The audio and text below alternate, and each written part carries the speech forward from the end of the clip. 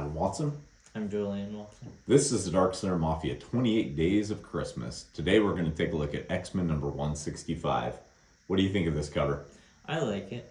I love it. It's Very what goofy. sold me on choosing this as one of the books for Christmas.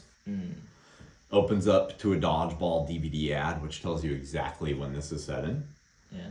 And then a kind of weak splash page of X23 cutting up a car. Weak, I say, because we have no clue why she's cutting up a car.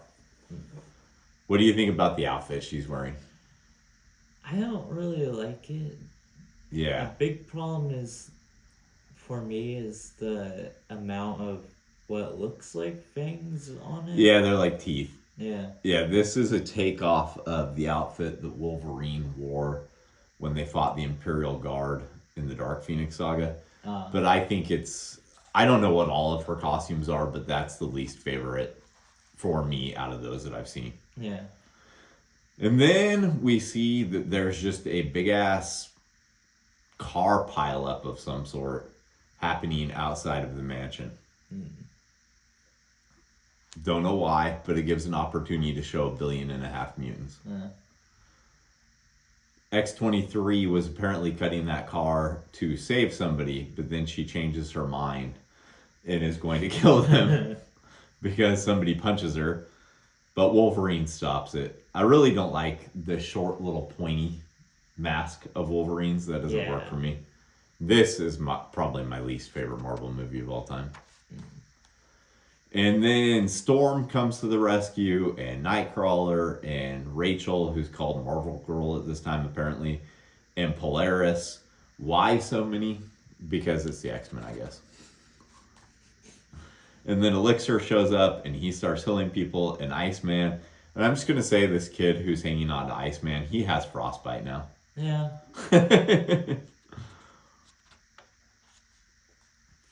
And then it's back at the mansion where Wolverine pulls rank and forces Kitty and Rachel to take X23 in as their new roommate. They just act like a total bitch to her right away. Yeah.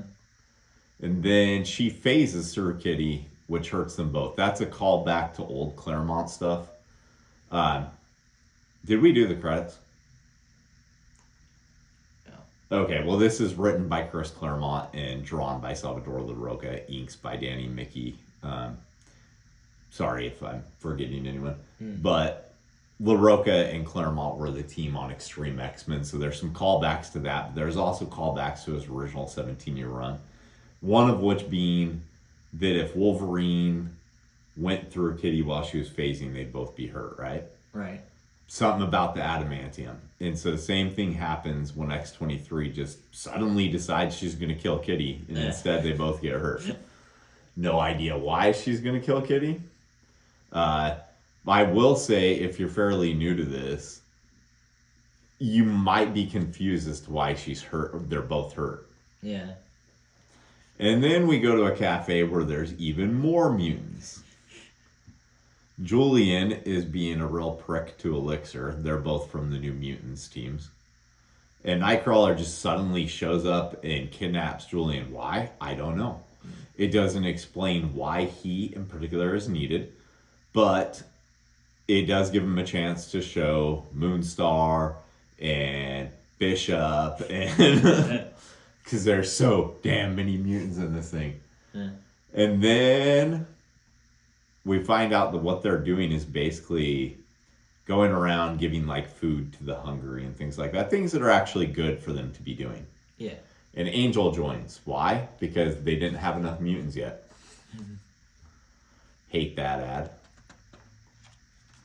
And then we're back at the cafe where Kitty and X23 and Rachel have shown up. And Gambit and Iceman show up to cause some problems. I don't like the way LaRocca draws Iceman. I don't know why, I just don't. Gambit, though, is apparently blind, and I have no clue why. I'm sure there's like 20 or 30 issues that go into depth on it, but I've not read them, so I don't know. Yeah. And then they all, for some reason, just briefly put on the glasses that they all had from Extreme X-Men. Don't know why. Doesn't really go into it. It's a horrible ad. Yeah. That one is okay. Then the alarm goes off at school, and a well-drawn Emma gets a snowball to the face. And then we're met with an okay ad that's broken up weirdly by the Cup of Joe editorial. Yeah. More ads. Right? And turns out the whole thing's just Iceman wanted to cause a snowball fight. Yeah. And it was an excuse to draw 1.5 billion mutants. Because even more show up. Now we got Beast in a Santa Claus outfit. He's only in like 3 pages, but he's here. I like this ad. Yeah. But damn, does this one have a lot of ads. Yeah. And then Beast starts giving out presents, starting with Rudolph noses for Cyclops and Emma. And I have to say, the Rudolph nose improves the look of Cyclops, because that visor is fucking horrible. Yeah. Then Leela Cheney shows up. I don't know if she's been shown in the comics for years, but she used to be one back in Claremont's original run. So she shows up to put on a rock show for them. Why? I guess just an opportunity to throw in more characters. Yeah, horrible ad. Does this make you think it has anything to do with not smoking? No. That's what this ad is. The truth were like anti-smoking. I think they failed miserably, by the way. Yeah. Then we have Magma heating up food like a barbecue. It's got to be the least effective way to barbecue food there is. Definitely. But gives an opportunity for one more character to be drawn in. And then Angel abducts Hellion because he's a dickhead. Both of them are dickheads. Yeah. And then he throws him down to Cannonball. Why? Oh, Cannonball needs to be drawn in here too. Yeah. And then there's a makeout session between Polaris and Iceman. Not really makeout, she just kissed him on the cheek. And then Gambit is wandering through the woods looking for Rogue, who I don't think is actually ever shown in this issue. They mention her, but she's forgot. And it took me a minute to figure out he's talking about Rogue because he's calling her Anna. And I forgot that she just spontaneously got a name after the X-Men movies and that they named her after the actress who played her. Yeah, weird, right? Yeah. Yeah, but apparently it's not Rogue that's meeting him, it's Sage who kisses him and then he somehow magically gets his ability to see again. Oh. I don't know. Don't ask me. I got no idea. I know who these characters are, but I don't know anything about what's going on. Yeah. And then Emma and Cyclops decide to bring Rachel's grandparents in. Just a nice moment, I guess. I guess Jean must be dead during this time period. This must be one of the times that she's dead. Yeah. Then the humans they saved in the beginning come to thank them, and that's the payoff of them saving them, I guess. Yeah. Kind of a shit payoff, honestly. Yeah. Cyclops looks like such a dork. Yeah. But X-23 invites them in, showing that she's nice now. And then the whole time, Magneto and Professor Xavier have been being total voyeurs.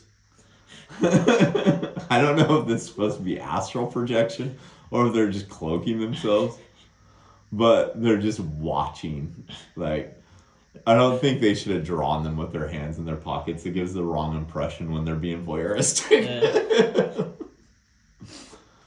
But then we get a splash that shows, oh, I don't know, 10% of the mutants that have been shown so far. And Jubilee's suddenly here, making fireworks. I do like Jubilee's outfit that she has on underneath her jacket. Yeah. So, yeah. It's a good holiday issue. Good ad for Fable. Yeah. But as far as holiday or as far as, you know, like X-Men comics is fine. Yeah.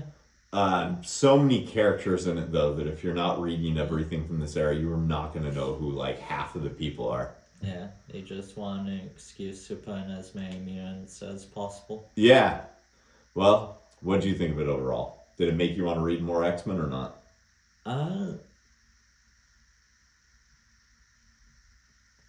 Probably. Okay. You got anything else? No. Let's go make comics. This holiday season, are you looking to transform that friend or family member in your life into a comics fan, but they're being a resistant butthole about it? Try Darkslinger Comics merchandise. These are a perfect gateway drug. They'll be a nerd before they know it. We have the Chronicles of Von Helsing pint glass. Perfect for all of your holiday drinks. Who Will Save the World buttons. We had Who Will Save the World shot glasses, but we're currently sold out on those. And enamel pins featuring the mini slingers in holiday designs. We have Le Mime as Santa Claus. Inspiratu is Krampus. And Todd is Jacob Marley from A Christmas Carol. You don't have to just buy these as a gift. You can buy them for yourself too. They're available at our website, darkslinger.com. Retailers, you can order these in bulk through Comics Mainstream.